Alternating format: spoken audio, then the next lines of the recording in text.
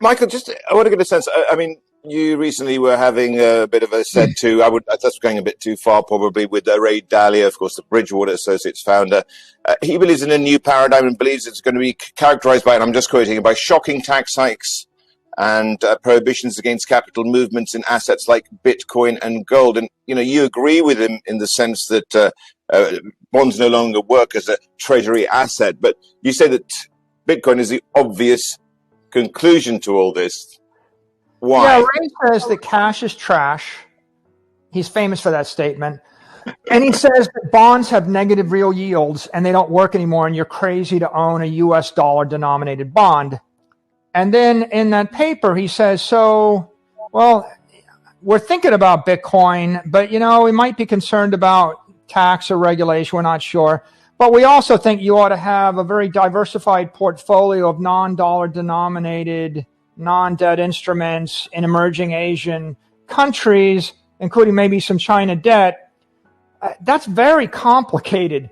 Okay. And so when I look at it, my response is the simple, obvious solution is buy Bitcoin as property.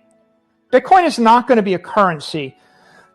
Sure, if people want to move billions of dollars of Bitcoin across borders without KYC and AML, that's going to run into red flags, and I don't think that's going to happen.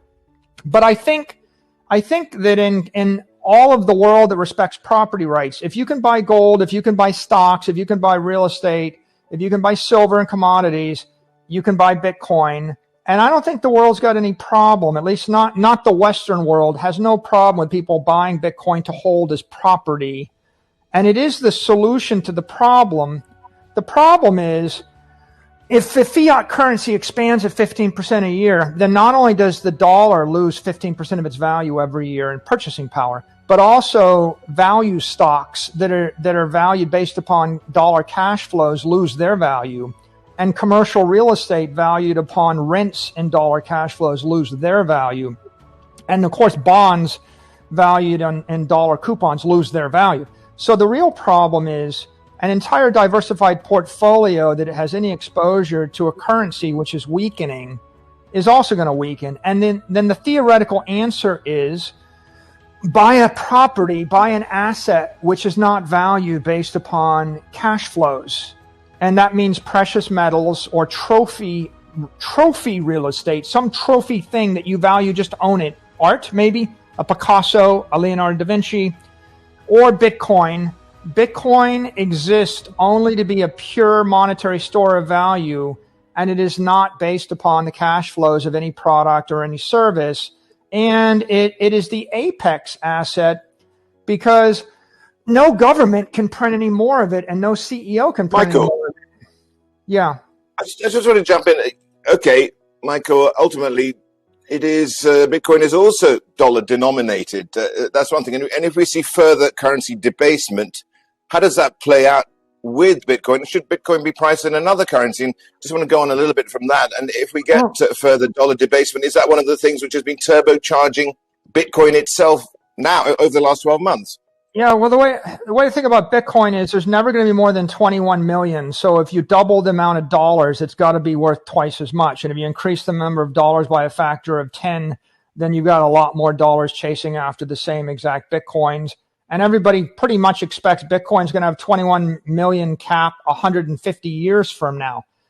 You can't say that about commodities, credit, bonds, stocks, real estate. So in countries where the currency is collapsing faster, like Argentina, Bitcoin goes up even faster, right? If you have a very hard currency, Bitcoin goes up slower. It's basically just a way to acquire property in cyberspace in a different dimension than the current country. And the reason that it's the apex property is because if I bought ranches in California, I got California property tax. If I bought property in Switzerland, I'm subject to Swiss law, Swiss regulation. If I bought any other kind of stock, I'm subject to either the execution risk of the company or the competition of the company. So what is the risk in Bitcoin? Well, it's a monetary network. So the risk is another monetary network in cyberspace. And the thing that's so appealing to Bitcoin is it's the first $1 trillion digital monetary network. The next best one is 100 times smaller. So it's got network dominance. It rose to $1 trillion in 12 years.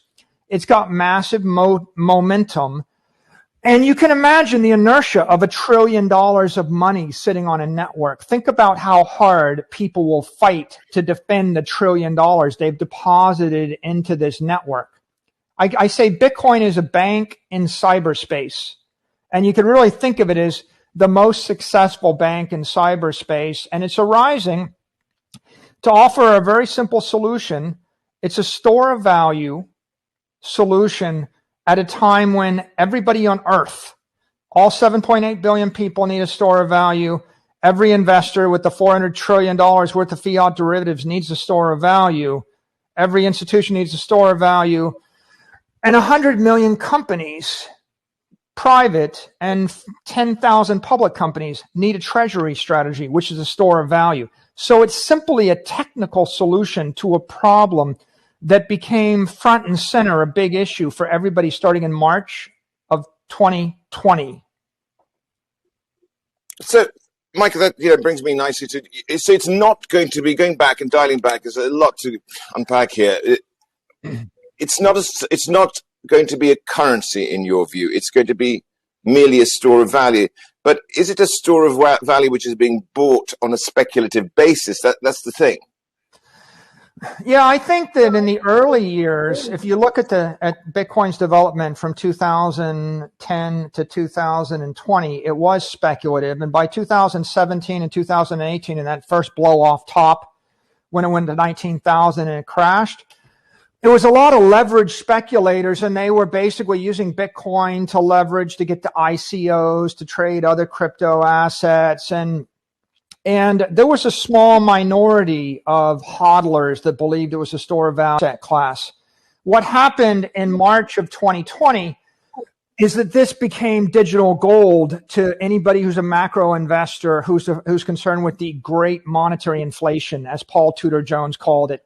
And when Paul Tudor Jones anointed it as the next digital gold, and Stanley Druckenmiller grabbed it, and Skybridge and Guggenheim, and everybody else started thinking about it, the narrative transitioned to store of value. The institutional investors, they came in with deep pockets. Their duration stretched out. The leverage decreased. And you had companies like mine that are saying, I just want to hold it forever, for 100 years. And the other thing that happened is when Bitcoin is a monetary fire burning in cyberspace, how do you feed a fire, a monetary fire? You feed it money. And so when this fire burned into the public market, when it hit MicroStrategy, what happens? Well, a guy like me goes, okay, I think I'll buy about 175 million of it. And then I think my company will buy 250 million of it. We'll buy another 250 million. We'll just borrow 650 million at 75 basis points and borrow some more. We'll borrow $1 billion at 0% interest and borrow some more. So when the fire was burning through individual speculators, it was growing at 200% a year for a decade. When it hit the public markets after March, it started growing at 400% a year. It accelerated. It's like that fire goes through the warehouse and it hits the tanks of gasoline, and we pour gasoline on the fire.